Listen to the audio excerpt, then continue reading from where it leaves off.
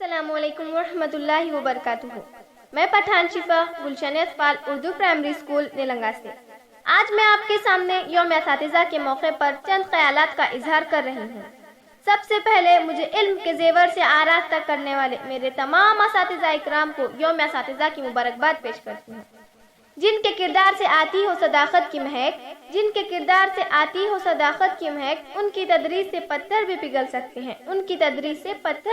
سکتے ہیں، آج 5 سپٹمبر یعنی یوم اساتذہ ہر سال اسی دن ہمارے ملک کے دوسرے صدر جمہوریہ ڈاکٹر سروپلی رادھا کرشنن کی یوم پیدائش پر منایا جاتا ہے۔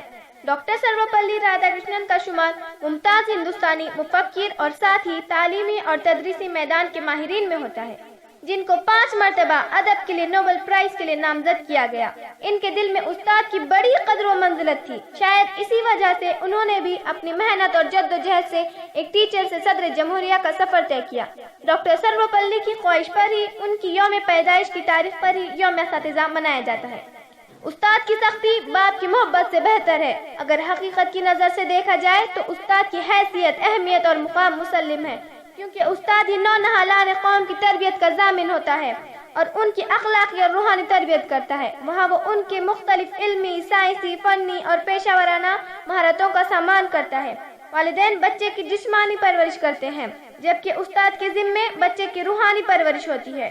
اس سے استاد کی حیثیت اور اہمیت والدین سے کسی طرح کم نہیں بلکہ ایک لحاظ سے بڑھ کر ہے، کیونکہ روح کو جسم پر فوقیت حاصل ہے۔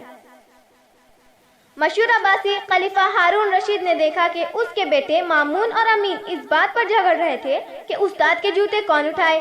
آخر استاد کے کہنے پر وہ ایک ایک جوتا اٹھا لائے اور اگلے روز دربار میں یہ سوال کیا گیا کہ آج سب سے زیادہ عزت کس کی ہے؟ سب نے کہا کہ خلیفہ کی عزت سب سے زیادہ ہے، لیکن خلیفہ نے بتایا سب سے زیادہ عزت استاد کی ہے، جس کے جوتے اٹھانے میں شہزادے فخر محسوس کرتے ہیں۔ انسان جس سے جو کچھ بھی سیکھے اس کا احترام فرض ہے۔ شاید اسی لیے شیر خدا حضرت علی رضی اللہ تعالیٰ عنہ نے بھی کہا تھا، جس نے بھی مجھے ایک لفظ سکھایا میں اس کا غلام اور وہ میرا استاد۔ استاد اور شاگرد کا رشتہ روحانی رشتہ ہے، یہ تعلق دل کے گرد گھومتا ہے۔ رسول اللہ صلی اللہ علیہ وسلم نے خود کو معلم فرمایا۔ آپ تو استاد اعظم تھے، ان کا شاگرد یعنی آپ کے صحابہ اکرام آپ کا احترام اس قدر کرتے تھے کہ دنیا عالم کی تاریخ ایسی نظیر پیش کرنے سے قاصر ہے۔ وہ حضور صلی اللہ علیہ وسلم کے وضو کے گرنے والے پانی کو زمین پر گرنے نہ دیتے تھے اور اپنے چہروں پر مل لیتے تھے اور میدان جنگ میں خود کو ان کی ڈھال بنا لیتے تھے۔ جو لوگ استاد کا احترام کرتے ہیں اور ان کے لیے علم نور بن جاتا ہے اور ان کی ذہنی اور روحانی ظلمتوں کو چاند کی چاندنی اور پھولوں کی مہک عطا ہوتی ہے۔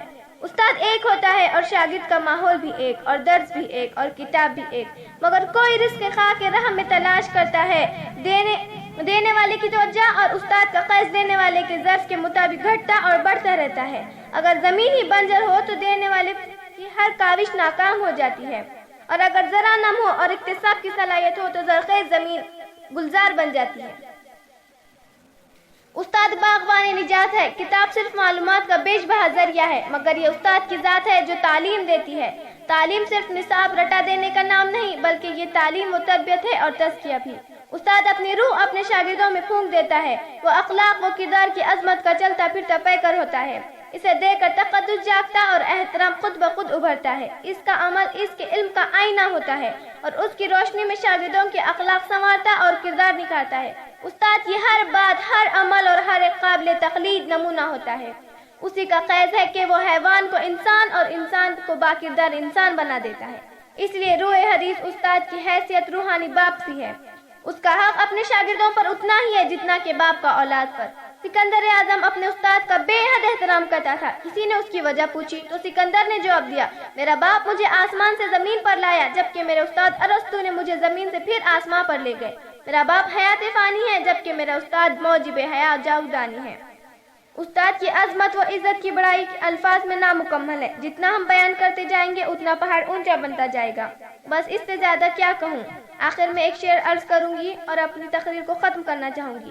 یہ شعر میرے تمام اساتذہ اکرام کے لیے خراج تحسین۔